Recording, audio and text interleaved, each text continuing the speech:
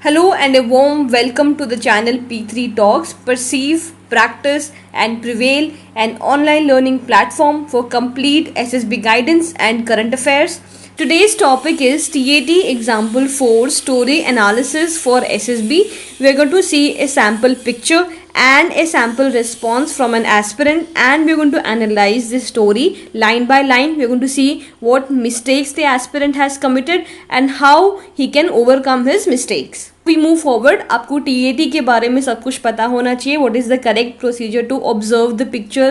क्या क्या steps हमें follow करने चाहिए. Story लिखने के लिए क्या steps हमें follow करने चाहिए. What are the rules and particular tips to write a better story? ये सारी चीज़ें मैंने इस वीडियो में कवर किए हैं. What is TAT? Introduction to TAT, and इस वीडियो का लिंक आपको डिस्क्रिप्शन बॉक्स में मिल जाएगा. इससे पहले भी हम 3 पिक्चर्स का एनालिसिस कर चुके हैं. So this is picture number 1, this is picture number 2 and this is picture number 3. इनका लाइन बाय लाइन हमने स्टोरीज का एनालिसिस किया था. क्या क्या मिस्टेक्स एस्पिरेंट्स ने करी हैं वो भी देखा था, एंड कैसे वो इन मिस्टेक्स को करेक्ट कर सकते हैं. ये सारी चीज़ें हमने इस वीडियो में कवर करी हैं, एंड इन तीनों वीडियोज़ का लिंक आपको डिस्क्रिप्शन बॉक्स में मिल जाएगा. ये है आज का sample picture. Please pause the video for 30 seconds. आप ढंग से पिक्चर को ऑब्जर्व करिए, बैकग्राउंड देखिए, फोरग्राउंड देखिए, नंबर ऑफ कैरेक्टर्स देखिए, उनका मूड देखिए, क्या सेक्स है वो देखिए, and then try to think of a good theme for the story. We start the story analysis. Please remember, psychology test में कोई भी रिस्पॉन्स सही या गलत नहीं होता है. आपके परसेप्शन के हिसाब से आप जो भी लिखते हैं वो आपके लिए सही है. तो let us read the story. Sakshi is a young, intelligent and very helpful girl pursuing BTech from a recognized university. His father is a small company owner who is there with the family during the lockdown period. Sakshi is looking on the company email where there are number of emails from employee side requesting for the salary of the lockdown period. But his father is not ready to credit the salary as there is no outcome from the company side and there is no sufficient balance in the company account.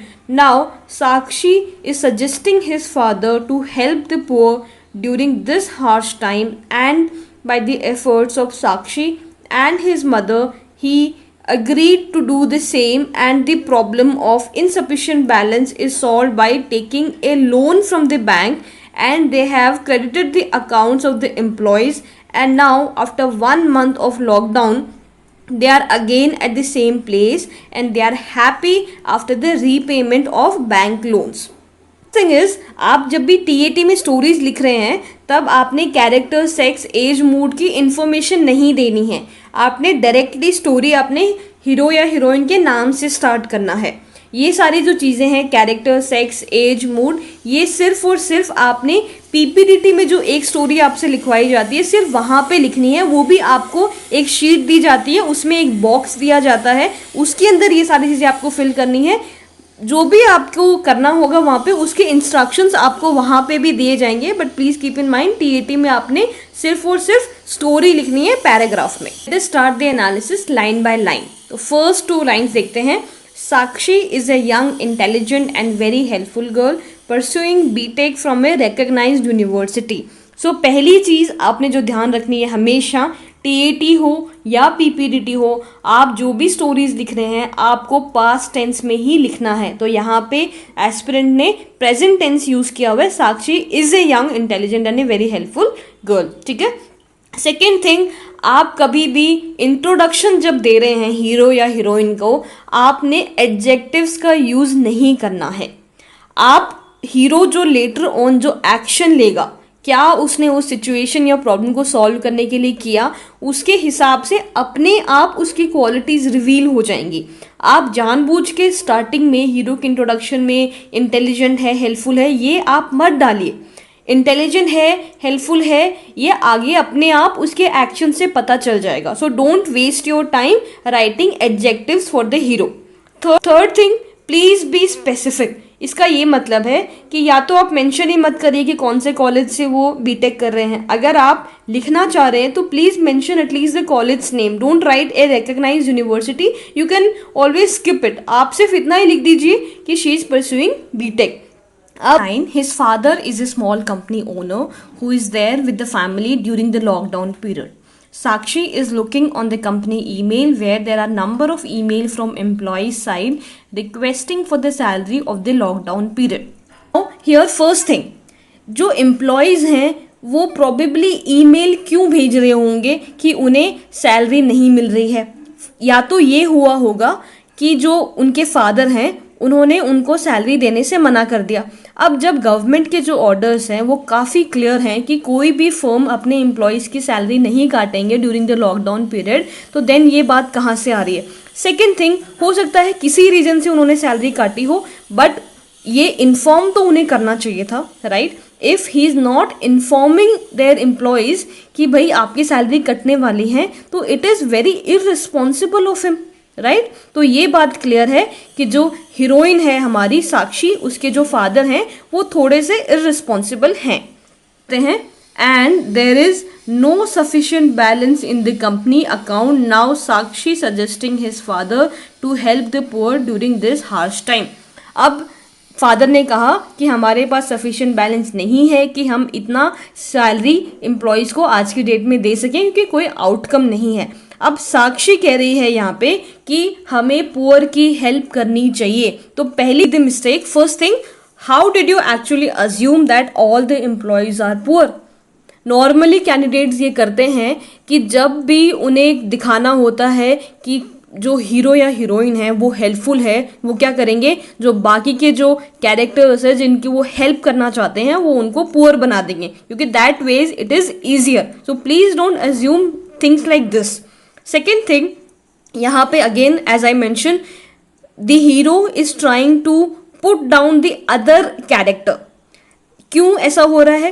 क्योंकि जब other character कहेगा कि नहीं मैं तो ऐसा नहीं करूँगा, I am not ready to help, और जब दूसरा वाला कैरेक्टर बोलेगा कि नहीं नहीं आपको हेल्प करनी चाहिए, दिस एंड दैट, तो आपको कहीं ना कहीं ये लगता है कि आप ये शो करेंगे कि जो मेरा हीरो या हीरोइन है वो बहुत ज़्यादा हेल्पफुल है। बट आप ऐसा करने में एक चीज़ भूल जाते हैं, that all the characters and action chosen shows your own personality। यानी कि आपने यहाँ पे जो भी 3 कैरेक्टर लिए हैं, फादर, मदर, डॉटर, ये तीनों ही कैरेक्टर आपकी ही पर्सनैलिटी को शो करेंगे।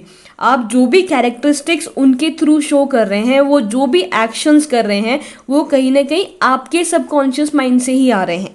आप वो ऐसा एक्शन क्यों करेंगे, क्यों आपने ऐसा एक डिसीजन लिया, that is going to show your own personality. आगे पढ़ते हैं।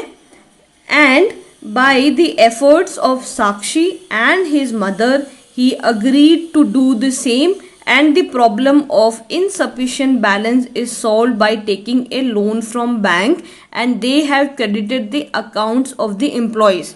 फर्स्ट मिस्टेक, क्या ये सोल्यूशन प्रैक्टिकल है? आज की दुनिया में आप सोचिए, कोई भी फर्म ओनर सिर्फ अपने एम्प्लॉयज़ को सैलरी देने के लिए क्या वो बैंक से लोन लेंगे? अगर वो ले रहे हैं तो वो देवता से कम नहीं है, बट देवता जैसे लोग तो कम ही मिलते हैं, right? So I want you to be logical here, please be practical. कोई एक अपनी इंटेलिजेंस यूज़ करके आप किसी और सोल्यूशन के साथ भी आ सकते थे। आपने सिर्फ सोल्यूशन के नाम पे ये लिख दिया कि उन्होंने बैंक से लोन ले लिया, ये बिल्कुल सही नहीं है। This is not at all practical. क्या सिर्फ लोन लेना ही सोल्यूशन था? कुछ और नहीं हो सकता था? थर्ड थिंग, कितने महीने तक वो ऐसे ही लोन ले लेकर अपने एम्प्लॉयज़ को सैलरी दे सकेंगे? क्या उन्होंने कोई फ्यूचर प्लानिंग नहीं करी? क्या उन्होंने कोई इन्फॉर्मेशन तो दी होगी ना कि ठीक है आप घर पे बैठे हैं, हम आपको इतने मंथ्स तक सैलरी देने वाले हैं, this is going to be our plan. अगर आप प्लान ही नहीं कर रहे हैं तो देन डेफिनेटली जो साक्षी के फादर हैं वो कहीं ना कहीं एक अच्छे रिस्पॉन्सिबल लीडर नहीं हैं। And they have credited the accounts of the employees, and now after 1 month of lockdown they are again at the same place and they are happy after the repayment of bank loan। जब मैं आज ये video record कर रही हूँ तो already 2.5 months हो चुके हैं लॉकडाउन हुए हुए, राइट? और यहाँ पे क्या लिख रहे हैं कि 1 महीने बाद लॉकडाउन खुल जाता है एंड फिर से वो लोग हैप्पीली काम करते हैं और वो बैंक का लोन जो है वो रीपे कर देते हैं। इसका मतलब ये है कि आपकी जैसी मर्जी आ रही है आप वैसी थिंग्स इमेजिन कर रहे हैं। अगर आपने लॉकडाउन की थीम चूज करी है तो आपको वहाँ पे प्रैक्टिकल रहना तो पड़ेगा। आप कैसे लिख सकते हैं कि lockdown was of 1 month? Second thing, what do you mean by same place, कि now after 1 month of lockdown they are again at the same place. What do you mean by same place, कि फिर से lockdown हो गया, या फिर से salary नहीं दे पा रहे हैं, या फिर से उनका बिजनेस जो है चल पड़ा. That is not clear. तो यहाँ पे क्लैरिटी नहीं है. Overall comments on the story. तो फर्स्ट थिंग, जो हीरो है वो कहीं ना कहीं कोशिश कर रहे हैं साइकोलॉजिस्ट का अटेंशन सीख करने की. उसके लिए उन्होंने क्या किया, जो दूसरे कैरेक्टर्स हैं उनको उन्होंने पुट डाउन करने की कोशिश करी. वो कैसे किया, उन्होंने शो किया कि they were not ready to help, they were not thinking about the employees, but जो आपकी हीरोइन है साक्षी, सिर्फ उन्होंने एम्प्लॉयज के बारे में सोचा एंड देन कन्विंस किया, which is not right, because all the characters chosen by you in the story will depict your own personality. So be very careful. Second thing, जो स्टोरी है उसमें एक्शंस बहुत ही कम है. जब भी आप एक कोई सिचुएशन लेते हैं, कोई एक प्रॉब्लम लेते हैं, तो उसको सॉल्व करने के लिए हीरो ने ग्राउंड लेवल पे क्या काम किया, उसके लिए एटलीस्ट आपको 6 एक्शन स्टेप्स लिखने चाहिए कि these were the steps taken by the hero और हीरोइन. बट यहाँ पे क्या किया, साक्षी ने एक स्टेप लिया that she convinced father. Second, father ने एक स्टेप लिया that he took loan which was again not practical. Third thing, कोई फाइनल आउटकम नहीं था स्टोरी का, क्योंकि लॉकडाउन तो अभी भी चल रहा है एंड आपने वहाँ पे लिख दिया कि 1 महीने में लॉकडाउन खत्म हो गया and everything was back on track, which is not logical. Third thing, जो साक्षी है वो एक बीटेक स्टूडेंट है. Now you can clearly see in the picture she is using a laptop. तो कहीं ना कहीं technology wise she would have been good. तो आप एक कोई अच्छा सोल्यूशन भी तो वहाँ पे सोच सकते थे, other than giving this solution की लोन ले लिया which is not practical. You could have given a better solution over there कि आप अपने फादर के बिजनेस में हेल्प करने के लिए लॉकडाउन पीरियड में क्या कर सकते हैं. Please think of A better solution. Third thing, यहाँ पे जो स्टोरी लिखी गई है वो एक प्रॉब्लम ओरिएंटेड स्टोरी है, यानी कि सिर्फ प्रॉब्लम के बारे में बात हुई है. एंड तक आते आते सिर्फ एक सोल्यूशन दिया गया कि बैंक से लोन लिया जाए. जो स्टोरी लिखी गई है वो कैरेक्टर्स के मूड से नहीं मैच करते. You can see here the father, the mother, both of them look very very happy. वो बहुत खुश होके साक्षी के लैपटॉप में कुछ देख रहे हैं एंड फादर के हाथ में एक पेपर भी है. ऐसा लग रहा है कि वो पेपर से कुछ साक्षी को बता रहे हैं या साक्षी उनसे कुछ पूछ रही है.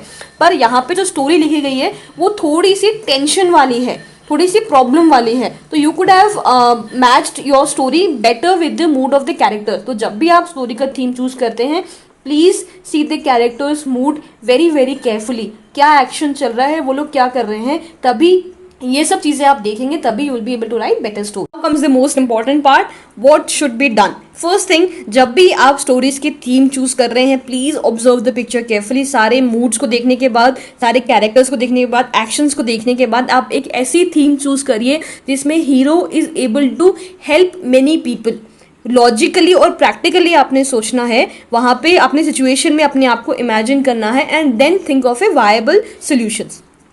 सेकेंड थिंग, आपने जो स्टोरीज लिखनी है वो बहुत ही ज़्यादा एक्शन ओरिएंटेड होनी चाहिए. आपने कोई लो लेवल थीम नहीं चूज करनी है, ऐसी थीम चूज करिए जहाँ पे आप मासेस को इम्पैक्ट कर पाएं.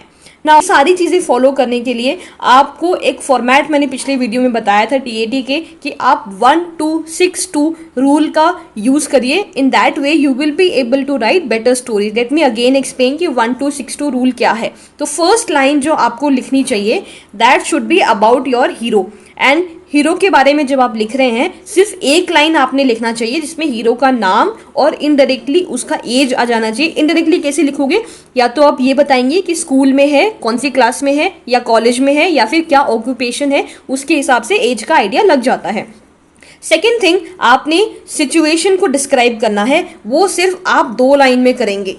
आपने 2 लाइन से ज़्यादा इसमें नहीं लगाने हैं, बिकॉज अगर आप सिचुएशन को ही डिस्क्राइब करते रहेंगे, प्रॉब्लम को ही डिस्क्राइब करते रहेंगे, तो आपके पास टाइम और स्पेस की कमी बढ़ जाएगी कि आप हीरो से कुछ ना कुछ एक्शन करवा पाएँ. तो अगर इसी स्टोरी में हम देखें तो कितनी सारी लाइन वेस्ट कर दी हैं. शुरू के जो 2 लाइन हैं उसमें सिर्फ हीरो का इंट्रोडक्शन है, उसके बाद आगे के 4 से 5 लाइन में सिर्फ प्रॉब्लम के बारे में बात करी गई है. स्मॉल कंपनी ओनर है, लॉकडाउन पीरियड, देन सैलरी नहीं आ रही है, there is no outcome but there is no sufficient balance in the company account. यानी कि आप देखेंगे 1 2 3 4 5 6 7 8 लाइन हो गए और अभी तक हीरो के जो एक्शंस हैं वो स्टार्ट नहीं हुए हैं. तो आपने क्या ट्राई करना है कि शुरू के जो फर्स्ट लाइन है उसको छोड़ के आगे के जो नेक्स्ट 2 लाइन है उसी में आप क्लियर कर दें कि ये सिचुएशन है, ये प्रॉब्लम है, एंड जो नेक्स्ट आपकी लाइन होनी चाहिए, जो थर्ड लाइन आपकी होनी चाहिए, that should talk about your action, कि आपने उस सिचुएशन को हैंडल करने के लिए क्या किया. यानी कि जो नेक्स्ट 6 लाइन है that should be full of actions. आपने सिचुएशन को कैसे हैंडल किया, that is very very very important. Last 2 lines आपने फोकस करने हैं कि what was the final outcome, कि जो भी आप सिचुएशन लेके चले थे वो फाइनली सॉल्व हुई या नहीं हुई. दीज 2 थिंग्स शुड मैच, कि आपने जो स्टार्टिंग में सिचुएशन ली उसी को आप लास्ट तक सॉल्व कर रहे हैं.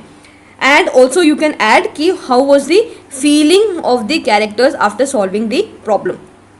लास्ट इंपॉर्टेंट चीज़ जो आपने ध्यान रखना है कि आप स्टोरी में कैसे ये चूज़ करते हैं कि what led to the situation. इस स्टोरी का अगर हम एग्जाम्पल लें, यहाँ पे सिचुएशन क्या थी कि एम्प्लॉयज़ के ईमेल आ रहे हैं सैलरी के लिए, कि उनको सैलरी नहीं मिल रही है. अब ये सिचुएशन क्यों क्रिएट हुई वो आप कैसे चूज़ करते हैं, that will show your personality, right. उसके हिसाब से ही आप बेटर स्टोरीज लिख पाएंगे. Whenever you are writing stories, please pay attention how you are choosing this, what led to the situation. Stories का 3 पार्ट होते हैं, what led to the situation, what is currently happening and what is the final outcome. तो जो पहला वाला part है what led to the situation, ये बहुत इंपॉर्टेंट है. अब थोड़ा सा प्रैक्टिस करोगे, शुरू के 40-50 स्टोरीज में आप अगर थोड़ा माइंडफुल होकर स्टोरीज लिखोगे कि मैं कैसे चूज कर रहा हूँ कि what led to the situation, I am sure you will be able to write great stories. I have discussed 4 sample TAT stories till now. In the coming time we will be taking more examples. If you want me to review your stories as well, आप मुझे Instagram handle p3_talks पे send कर सकते हैं. Thank you so much for watching. If the content was helpful, do subscribe to the channel. Also, if you have any questions related to SSB, you can follow us on the Instagram handle p3_talks.